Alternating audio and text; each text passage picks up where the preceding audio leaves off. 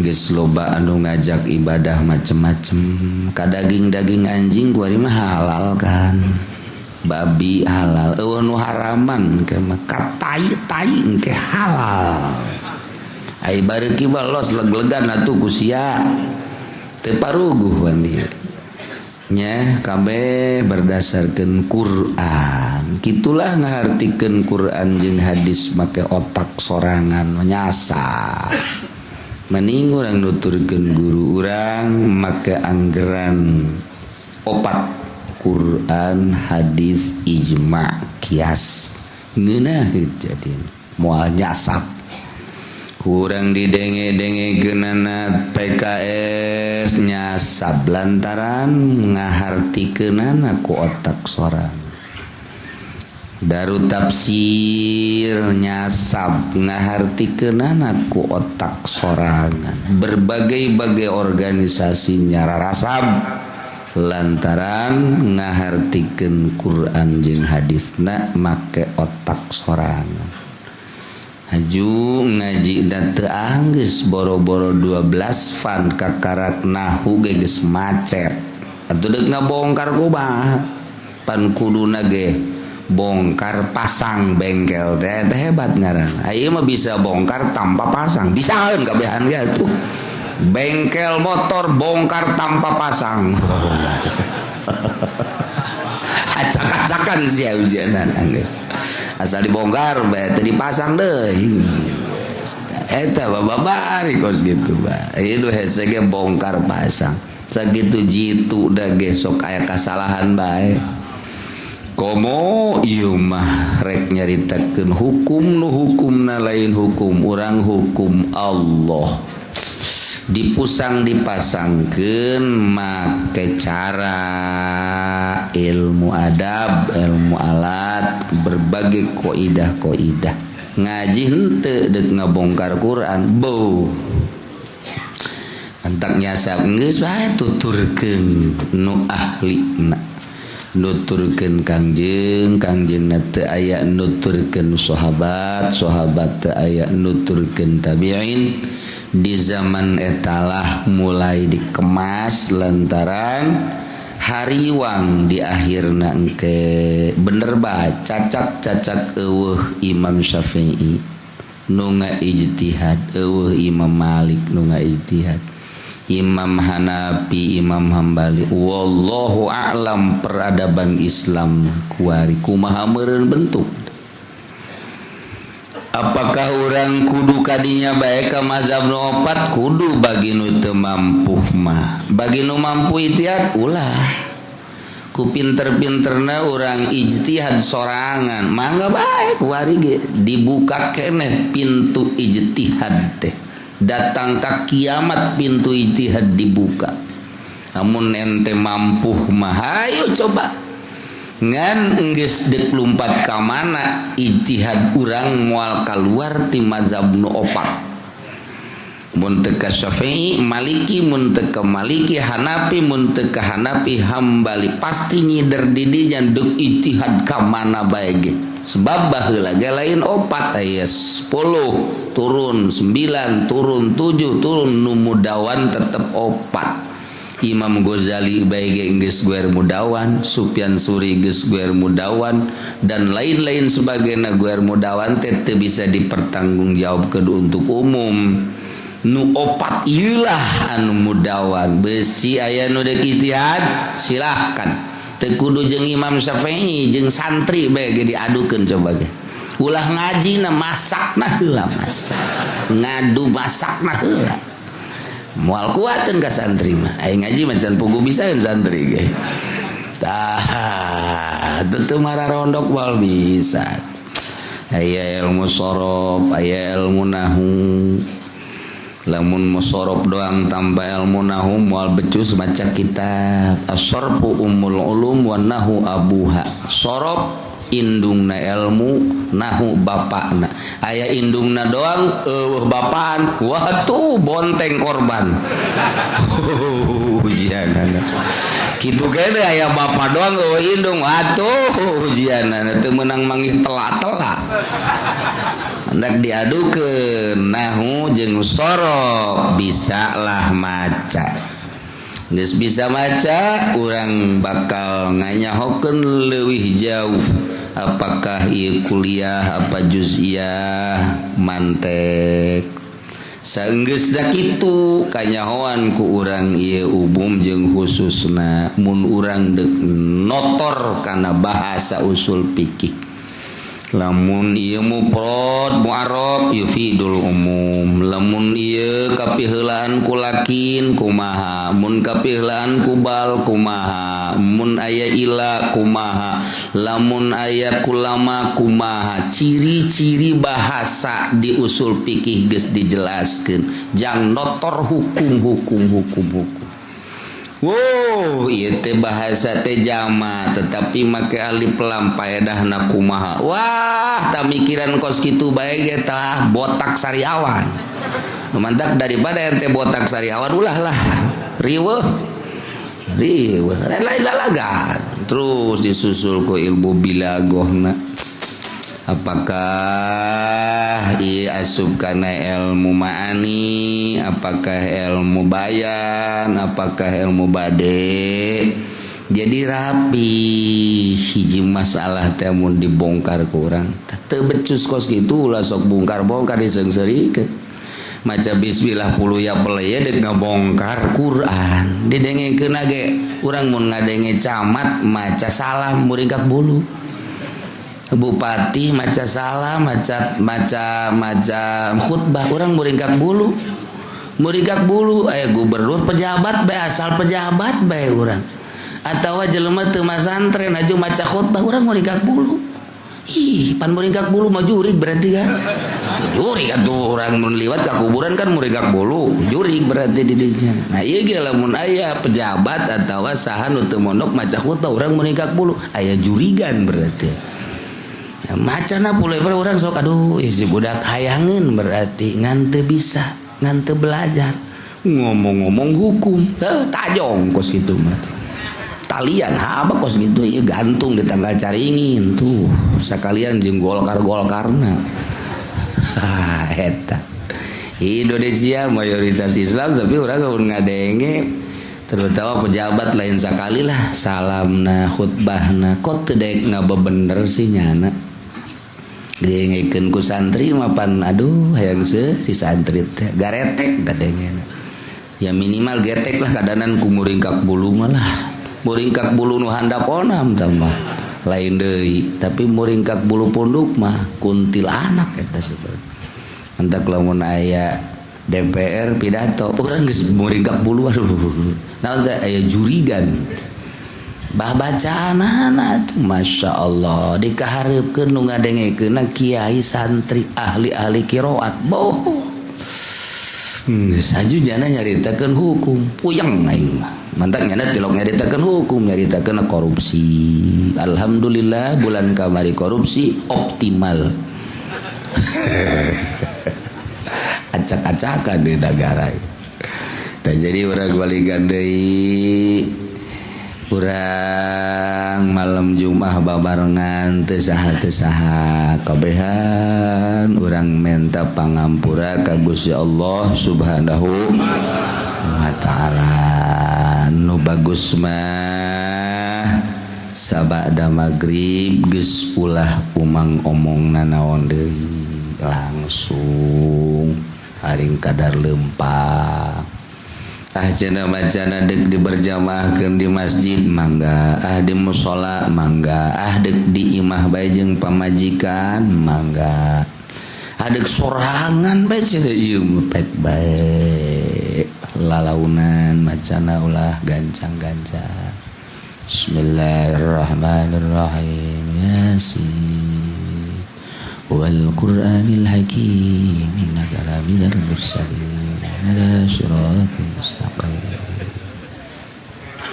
Cek pabajika ada sorak haji ka mana eta? Geus.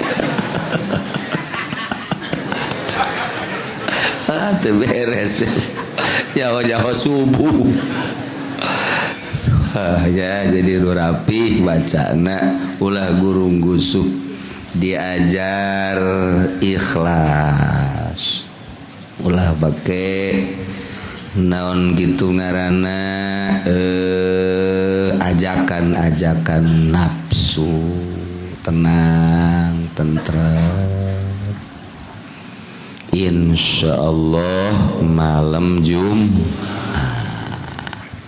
asal geus nisfu bae pan ngaji tinggal sabaraha minggu deui ka dituna libur bun nikmat jasa geuraheun di akhir ke orang di bulan Ramadan aya pemilihan presiden tadi hanjakalkeun ku ulama mun musyawarah mah harita moal ulah di bulan Ramadan kararagok lantaran bulan Ramadan mah bulan suci sok ngeunaheun urang ibadah maca Quran maca sholawat terutama ibadah teba bacaan bari meremkeun mata ngeunah reup beta subuh teh hudang-hudang zuhur salat reup deui hudang asar salat deui reup hudang magrib cak pamajikanna aing mah puasa kos kitu mah sataun ge kuat amat sapira es doang tetapi memang kos gitu daripada orang bentak haju umang omong dula deuleu maning hees indah jasa ganjaran nu paling gede emang ngajaga mata urang mun bentak teu bisa ngajaga tuh maning hees mantap gedean kene hees ibadah bulan Ramadan jeung bulan-bulan lain dibandingkeun jeung bentak sebab bentak sakali bentak susu kadeuleu Masya Allah ping-ping kadeuleu saya per bapak orang aman tuh ya mun dibanding kadinya mah mendingan hees aya di bulan Ramadan teh aya hanjakal tah aya pilpres ngan geus kitu meureun di Lauhil Mahfuzna tinggal kuari pepeta kamana urang milihna demi kelanjutan bangsa jeung negara lamun nutur-nutur nu berkepentingan makwabeh jore kabeh bagus nu ieu ngomongkeun nu itu ngomongkeun nu ieu satu sisi ieu bagus satu sisi itu bagus nu berkepentingan mah atuh kabeh ge ngadukung kepentingan ka Jokowi ngadukung Jokowi kepentingan ka Prabowo ngadukung Prabowo lepaskeun tina kepentingan deuleu positifan nu mana urang maja pejabat lain PNS lain urang pagawe lain batu karyawan lain andai kata jadi karyawan jadi pagawe lepaskeun tina kepentingan deuleu untuk kelanjutanana positifan nu mana sebab sekali kesalahan urang bakal cilaka na loba jasa. Jadi untuk menentukan ieu mah negarana demokrasi urang nu milih tetep bae kudu aya kan presiden kudu aya pamimpin walaupun kukumat tetep kudu aya urang nu milih jang kelangsungan lempangna ieu negara anu lir teu beda jeung parahu saha nu neuk dijadikeun supirna nahodana urang lah nu nentukeun sebab urang muatanana di jero na urang tah mantap hati-hati terserah cenah kula badeg nuturkeun kiai we bohong eta bohong ngomong kos kitu teh bohong dia mau jangan mau ngomong kuai kumaha kiai lah dihitutan saya kuai bong ya kabeh geus baroga pilihan tah ngusrukeun kiai tah pokos itu ketika diajak waktu tetep boro-boro dek diajak pilpres dek diajak make kitab ge nu asli tetep bae anu boga kepentingan nu ka ditu bae cirina kos gitu bae tong komo ieu wentak aya ngajak moal teu akur disintreuk sakuai gitu bae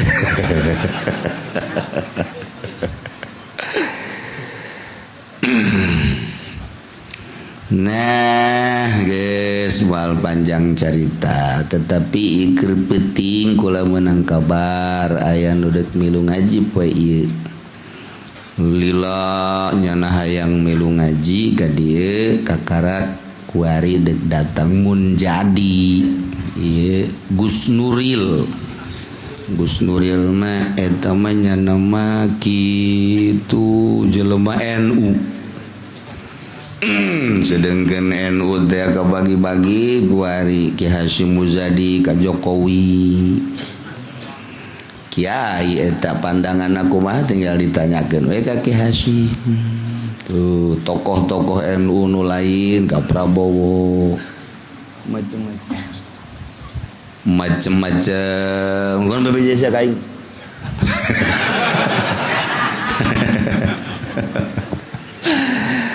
tuh ya geus macam-macam tinggal orang nonton bae terus sebab kabeh ge berkepentingan nu aya di organisasi mah kabeh berkepentingan lamun lepas tidak kepentingan mantap kakarake tetapi tetep disebut ta'assub kepentingan leuwih tinggi tibatan hak ieu nu salahna haju kuarima organisasi embunga hiji dina berjuang Islam NU embunga hiji jeung Muhammadiyah embunga hiji jeung NU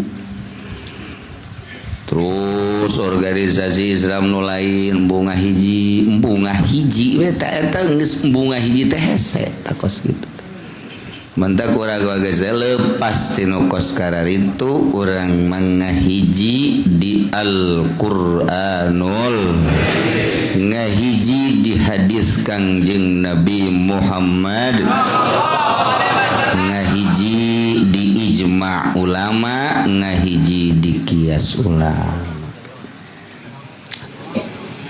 kila diomongkeun inarkabahumal waliyu ta'ala qabihi doman segal nun dinas dina kitab Imam Syafi'i inarkabahumal waliyu ta'ala qabihi doman aya kuda dua kemudian aya dua budak letik ditaekeun dua budak letik teh kana kuda kualina bapakna misalna aya dua kuda budak letik umur 5 genep atawa 7 tahun di bawah baleg ku bapana ditaekeun ka kuda kena lempang ta eta teh bapak nu naekeun budak ka kuda eta bapak oplo eta lantaran kapan urang ge neuleuh budak naik kuda alah ta budak asana ragam cak perasaan urang ge kos kitu asana ragam teu level budak 5 genep tahun naik kuda ditaekeun ku bapana ieu keur carita kuda kuari aya budak umur genep tahun naik mio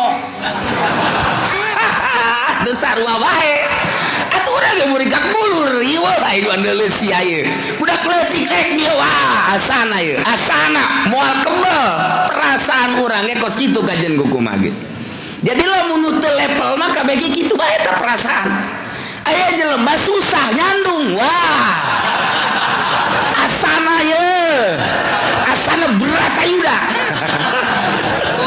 tapi kan lain level mah lain deui wah tuh teger tambah kajian nyandung kumaha ge ribut nu kolot jeung nu ngora dihareupan pan aya nu level mah tah golok tah daripada sia ngaributkeun aing golok sering hiji tah nu kolot tah nu ora gelut sia geus di dinya duaan aing menonton paeh aing kawin deui lain nu gagah makan gitu. Eta karena gagah wawanena gede eta kos gitu kos lain lalaki bae aing digelutan ku sia ye ayo gelut sia paeh dikubur ku aing nu ngubur sia ayo gerak tupan gagah garana coba lamun nu teu level mah ribut lompat ka kiai teu nyaho naon diajak. Giliran ngeunahna kiai teh diajak giliran ributna kiai diajak pan belon eta jelema melibatkan orang lain. Waduh di atas penderitaan dia. Wah tidak beres kan. Nah eta mun lain level mah kitu kabeh ge. Nah ieu ge sebuah negara ketika aya calon presiden neuk muncul asana negara aing acak-acakan dicekel ku si eta. Asana acak-acakan negara aing. Urang boga perasaan soalnya karena orang cinta ibu pertiwi, cinta bangsa, cinta negara, leuwih-leuwih cinta agama. Ketika aya nu muncul, orang selalu kumaha agamana, urang makan gitu bae. Kumaha sih agamana eta sih? Agamana teh apa Korea, apa agama si Thailand sih? Apa ga Emrik ya agamana teh ye? Tuh kan orang geser wah. Asana riweuh ieu. Wah, negara urang. Nah, ketika teu level kos kitu bae. Kajen kukumah ge. Nah, ieu ketika budak kualina ditaekeun ka kuda. Ajunya lah berangkat. Koplak. Nyana teh balap. Orok jeung orok balap. Orok jeung orok balap beureunan. Bapa nama beureunan nyana boga pikiran penghayalanna Charles Bronson ieu. Asa Charles Inggris bae jana teh. Wah, galalusruk kabehan. Ngaranna ge orok atuh. Pan eta nya keles na teh sing hade. Lamun urang endek ngencengkeun kudu bareng koplak. Dikenyetkeun nu katuh belok katuh, kenyetkeun keja belok ka keja. Kan gitu kuda mah. Lamun dikahandapkeun blak nguncatkan kuda mah eta. Eta lah sepengalaman kula waktu jadi kusir kos kitu.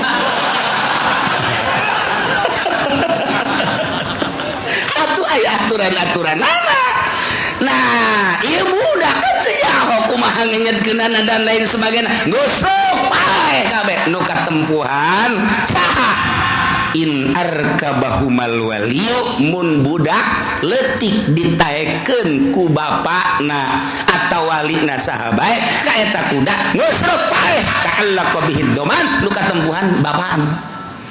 Tutup buku tekaru, urang kuari ya, ndak pilih calon presiden. Asana iya, wah silakan negara urang, nu katempuan sia. Bukan sia nu milih sekarang.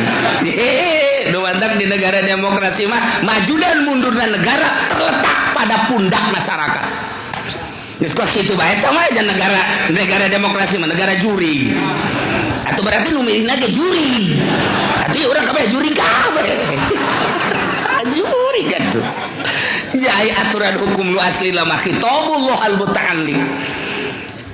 Kitab Allah anu patali jeung bil mukallaf. Atuh eta mah Al-Qur'an. Tetapi urang geus kieu karuhun urang baheula geus milih negara urang ngajadikeun negara demokrasi difilter ku muina acak-acakan demokrasina acak-acakan berarti bangsana acak-acakan geus bisa henteu maju mundurna negara tergantung masyarakat di negara demokrasi mah masyarakatna ieu adalah aya filteran muina ge kan kabeh deuk diseret muina deuk diseret nyaho sia mui deuk diseret atuh nyaho sia bangsana. Tah ieu negara urang kos kieu kuas hese carita keunana ya Allah ya Rabbi mandak kiai milu karana eta parem ilmuna sabab naon lantaran teu berjuang di jerona kecuali berjuang cara Gus Dur ku cara Gus Dur sorangan nya mah berjuang bae terus sabisa-bisanya na dicemooh dicarekan di kumaha sabodo aing bae ke geus sia nyaho tungtungna lain serta teu kuat teu jana ge tapi kadang dibangkitkeun embong cek nya ngon secara isyarat lain lalaga ajak daerah orang negara ieu teu bisa diajak make Quran teu bisa ngan tetep bae urang ulah mundur terus bahaya sabisa-bisa urang secara praktis di negara teu bisa, secara individu mah urang ngayakeun pengajian dakwah hayu ujung-ujungna perang ieu. Ujung-ujungna perang di embung-embung kos nu nyandung. Atuh ujung-ujungna perang bae kalau jeung ngorag ajeun kumaha. Tah, urang mun nyarita nu nyandung teh kos anu ngomong blon. Cek salakina teh aing mah aya kapanggih jeung nu kolot muringkak bulu cek. Berarti kuntilanak kan nu kolot eta. Si aya kapanggih jeung nu ngora, aya kapanggih jeung nu ngomong muringkak nu handap. Sial sia mah. Matak embung kapanggih jeung nu kolot muringkak bulu cenah aing. Aduh. Mun teh diomong kok koprak. Layla in arkabahumal waliyu ta'allaqa bihi doman bapana nu katempuhan teu nya. Ya Allah kitu keneh nu edan di negara lamun memang make negara Islam nu edan ieu dialokasikan diurus dan nu edan ge manusia. Adapun eta manehanana edan lain hayangnya napan lantaran otakna leutik muatanna loba edan loba ting muatan jadi melebihi kapasitas lain budak sekolah jurusan ke politiknya nah mikiran politiknya edan kos kiai nu ka Golkar edan ngaranna atuh teh edan kumaha nu kudu nama mawa kita beriad takrib kuari nyana mimilu kampanye hidup Golkar edan ngaranna nu kos gitu. Kan tama di bawah sadar edan ge ieu mah edan beneran lantaran loba teuing muatanana di otak teu muat mungkin politik mungkin ekonomi mungkin budaya mungkin bae asmara wah parah lamun geus asmara datang ke roba otak parah jasa tuh atuh kos eueuh deui cewek bae masyaallah datang ka edan ngaedanan itil rusak jasa tambah guys rusak jasa tambah lalaki blon jasa tambah datang ke edan budak bohara aing lalaki mah lain gitu sia kuna merenung mah aing merenung ge sakedeung emang kunaon tuh SMS diputuskeun aing ku kabogo aing ulah sambat ka nya dibawa ka Cisoka sia ku aing emang di Cisoka ulah hikmat dah di peloran ujianna sia mun can ngusruk can jadi aing andai kata teu bisa di peloran atuh deangan deui di Lampung ambal aya nu putih buat adat masalah geus hayang nu bager berbes geus nah ngaranna gede wawanen da tuh sabira awewe eta lalaki nu geus kitu ngaranna aya pleran berarti kan tapi lamun geus dak merenung dahar henteu nginum henteu wah geus mulai hees kurang ya si gua aduh aing diputuskeun atuh putus cinta mah cinta bae lo bake nu sejen di dunia tidak ada duanya kecuali dia ya sama budak blon teuing teh sih masyaallah ini dah nyungir acan gitu boga wawanen nu geus ulah kitu lah lagi biasa bae nah ieu keur carita di negara teh kudu diurusan nu edan mantap kula teh cita-cita mun jadi bupati dan urusan nu edan aya balaya kan di kota nu edan teu marage calana lamun lalaki olam eta nu awewe teu make calana ya Allah ya Rabbi masyaallah ini sepanjang Tangerang bae Serang Ambalaya di Serang loba jasa di Jakarta nu aredan loba jasa matak naon sih atuh satu lembaga untuk mengurusi tentang orang-orang gila kirain kan nu edan teh lobana haju jelema susah nyana teh pada kagrogol biayana kan gede satu kali suntikan urusan gila mah naon ge sarap mah mahal diurus kumaha teh diurus kumaha boro-boro ngurusnya kan dahar ge hese sedengkeun eta teh kapan mungkin bapak mungkin uwa mungkin mamang mungkin anak kadang salaki da kumaha coba eta kan tanggung jawab negara nu kos kitu tah ieu bupati mana nu ngurusan nu edan mun jahe mah diurus punya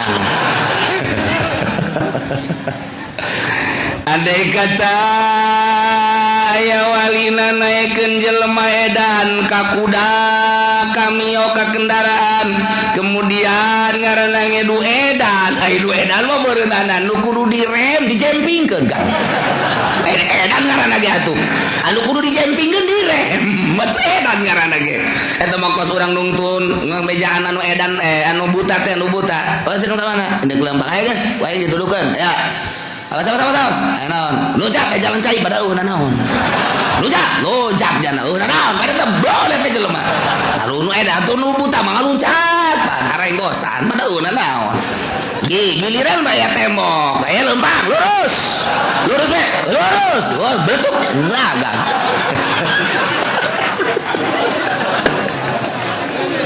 wah itu beres sama kos jelema pecak sabelah jadi dalang pecak sabelah jadi dalang kan kesuku dulu jana rame cek jana ieu kamana ieu wayang eueuh hiji kamana wayang eueuh hiji horeng dina belah kenca pecakna kenca teu kadeula tuh tutup pintu si gotaka lantaran wayang leungit hiji aing nyileuk ja ieu horeng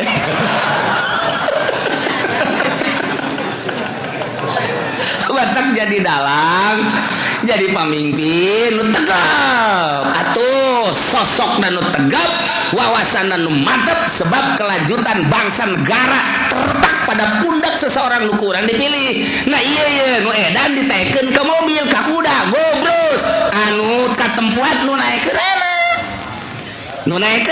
eta atuh pugu jelema edan kita naik mobil atuh rem bae kunyana giliran anu ditendek ku jana lain rem gas terus nyung geus teh nyaho ka manana nu edan ngaranna ge atuh cairkan cilaka ketika cilaka ta'allaqa bihi dhaman anu katempuhan nu naekeunana sebab nyana teu boga pikiran budak leutik kunaon ditaekeun ka kuda ka kendaraan budak leutik kunaon ditaekeun bunuh edan kunaon ditaekeun ka kendaraan ketika cilaka ye nu naekeunana anu katempuhan masyaallah lantaran lima pihi minal qatri wa jawazuhum masyurutun bisalamatil akibat kelangsunganana disyaratkeun bisalamatil akibat ketika ieu orang tua bapak wali deuk naekeun budak disyaratkeun salamatil akibat kira-kira akibatna salamet apa henteu ungkulan apa henteu kitu bae sih ungkulan apa henteu sih mun kira-kira ungkulan kakarak lamun teu ungkulan cilaka budak leutik mah teu ungkulan ditaekeun ka kuda budak leutik teu ungkulan naik motor sorangan budak leutik teu ungkulan kudu nyupiran sorangan ketika ditaekeun berangkat cilaka nu naekeun anak walaupun walida bapakna anu katempuhan kitulah ungkulan apa henteu ieu nya ditaekeun ka satu kendaraan komo organisasi mah nu mantap dipilih nu patut nyekel organisasi sebagai ketua saha lantaran naon ieu kemajuan jeung kemunduran anak terletak pada pundak seseorang anu terpilih sekali cilaka bahayana gede jasa kapan iyalah dipasrahkeun ka urang sing hade ieu in arkabahumal waliyu ta'allaqa bihi dhaman lantaran wajawazu masyurutun bisalamatil akibah mantap perlu kurang dikaji heula untuk keselamatan budak keselamatan nu edan keselamatan lingkungan keselamatan kitu mau bangsa jeung negara untuk keselamatan anak kudu pembahasan anu luar biasa supaya ulah ngusruk mun geus ngusruk katempuhan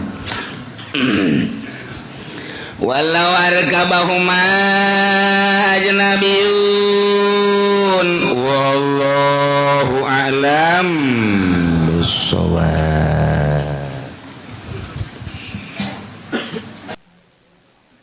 Allahumma shalli wa sallim ala sayyidina Muhammadin fil awwalin wal akhirin barik wa sallim wa radiyallahu ta'ala an sadatina ashabi sayyidina Rasulillah ajma'in.